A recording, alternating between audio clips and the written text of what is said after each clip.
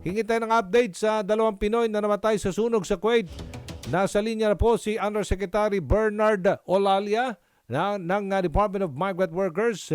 USEC Attorney Olalia, magandang umaga. Sa ngalan ni Congressman Erwin Tulfo, this is Aljo Bendijo sa PTV at Radyo Pilipinas sa programang Punto Sintado Reload. USEC?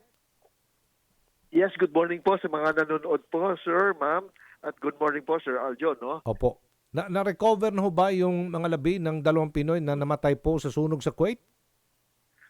Yes po, sa ngayon po, nakikipag-ugnayan na po tayo sa ating kinaukulan doon. No? Yung ating labor attaché sa Kuwait ay masusi pong nakikipag-ugnayan doon sa mga authority sa Kuwait upang sa ganoon magkaroon po ng investigasyon doon sa nangyaring pagkamatay ng dalawa nating kababayan na OFW na nasunog po, no? Actually, sila po ay namatay dahil nakalanghap sila ng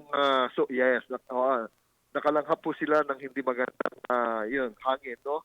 At hindi naman po nasunog yung kanilang katawan.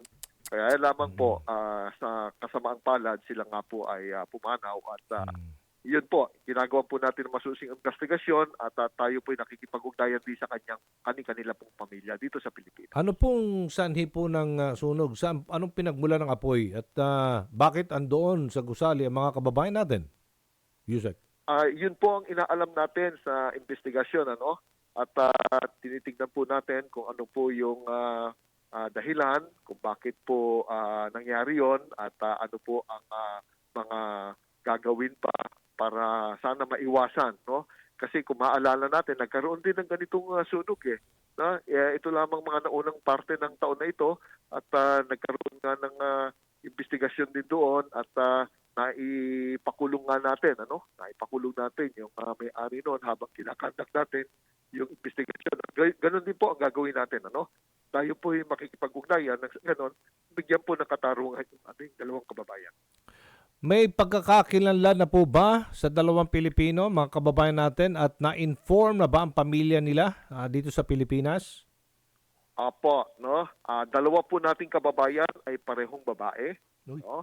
At yung kanilang pamilya ay na-inform na po sa katunayan. Sila po ay binisita na ng ating DMW officials at ipinaliwanag na po yung karumal-dumal na nangyari at tayo po ay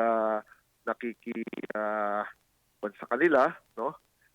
Sa kanilang pighati at yun po, pinaabot po natin yung condolences natin sa pamilya at tayo po ay tutulong lalo na doon sa pagpapauwi sa bangkay ng dalawa po nating kababayan. Opo, may iba po ako, Yusek. Kumusta po ang sitwasyon naman ng ating mga kababayan sa Syria? Dahil nasa alert level 4 na yata ngayon, mandatory repatriation na sa ilan hong mga OFW or mga Pinoy na mga kababayan natin nandun na nananatilit nakatira ngayon sa Syria.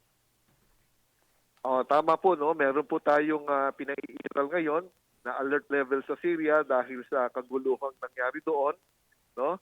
Nagkaroon ng civil war at may bago ng gobyerno na pumalit sa dating gobyerno ni Presidente Assad, no? Ang mga kababayan naman natin doon ay okay lang. Nakaantabay na po yung ating Philippine Embassy. Bagamat wala po tayong Migrant Workers Office, tayo po ay nakikipag-ugnayan sa DFA para po sa kapakanan ng mga OFWs po natin. Ang medyo kagandahan po, hindi po tayo nagpapadala ng mga OFWs doon dahil matagal na pong may kaguluhan nga at kung maalala po natin, karamihan po doon sa mga OFWs natin na doon ay mga tinatawag pong undocumented, no? Sila po yung galing sa ibang bansa na nagpunta doon para magtrabaho. Gayunpaman, kahit sila ay undocumented, handa po tayo na tulungan po silang lahat. Ano po mga trabaho ng mga undocumented na mga kababayan po natin doon, Yusek, sa Syria? Karamihan po sa mga undocumented doon, yung mga tinatawag po natin HSW or Household Service Workers. Naku, no? Kung maalala po natin, may mga nilikas po tayo noon na mga HSW. Opo. Oo. Mas pinili pa nila doon sa po Syria. Mas magulo, tsaka mas Di hamak, mas mayaman pang Pilipinas sa Syria eh. Nakapagtataka. Opo. Oo nga po. Oo, tama po kayo. Tama po. Okay. Sige po. Pero ngayon, yung mga OFW, maging mga residente po doon, siyempre, concern ang gobyerno sa kanila. Mandatory repatriation na ba ipinatutupad doon ngayon? Matagal na po tayong may effort ng Okay. repatriation sa bansang Syria dahil nga po sa kaguluhan doon. Ang kagandahan po, may mga kausap na po ang ating mga kinukukulan doon at alam na po nila yung tinatawag na contingent plans kapag po ganyan na magulo. At ang una po natin ginagawa ay ina-announce natin, binibigyan natin sila ng babala na umiwas sa mga kaguluhan. Opo. Pangalawa, kung gusto po nilang umuwi, sila po ay makipag-ugnayan doon sa ating representatives ng Philippine Embassy doon. At nang sa ganun, tutulong po tayo. Kabilang po ang DMW na tumutulong po sa... Kahit na po mga undocumented na mga kababayan natin, pag nakauwi dito, meron ding financial assistance sila matatanggap mula sa gobyerno? Yes po. Okay. Kahit po sila ay undocumented, basta sila po ay OFW na tawagin natin, sila po ay makakatanggap ng tulong sa DMW po. Okay. Yes po. Maraming salamat po, USEC Attorney Bernard Olalia ng DMW. Salamat po, Sir Anjo.